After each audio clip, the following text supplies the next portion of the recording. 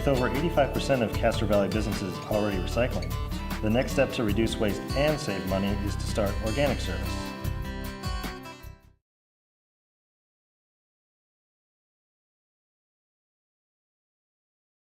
Hi, I'm Paula Banchero, and my parents, Bob and Sophie Sangstack, bought this property, this house, in around 1954. When we first came here, all the homes up on Carlwyn, there was no homes up there. It was just hills with trees, no homes at all, and eventually everything was built up. But my sisters and I went to Parsons School up Walnut Road, which is now a housing development. And we all went to A.B. Morris Junior High, which also is now a housing development. And but we had a fun childhood growing up here and on this property.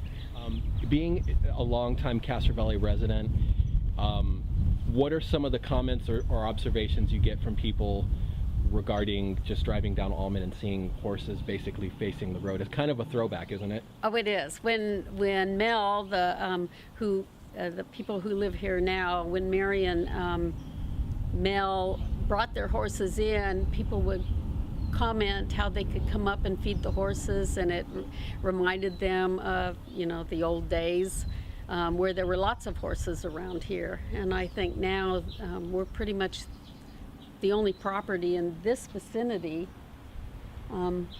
that has horses still. Again, what was this? There were no homes in the surrounding area? Mostly farms? No, just big parcels of land. And eventually people sold off parcels, so there's more homes in them.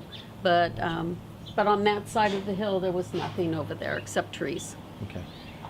We did have an orchard down in the bottom part of the hill, but that's grown and old and gone now. What was the house like? If you remember, you mentioned it was an L shape, and when my parents bought the house in 1954, the house itself was an L shape like it is now, the configuration. But my father told me that before the house was built, the foundation of this part of the house was an old chicken coop. So there's a slight drainage because Castro Valley was known as chicken farms.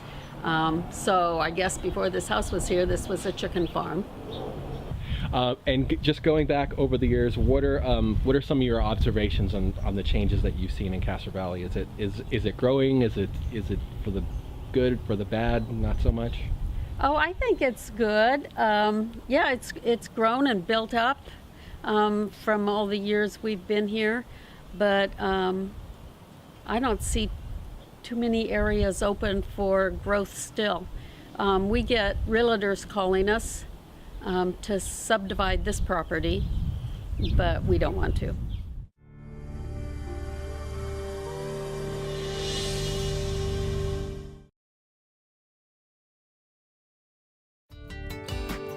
Once a business begins organics collection, they can apply for the free CV San For Our Business, For Our Planet award program to receive recognition for their efforts.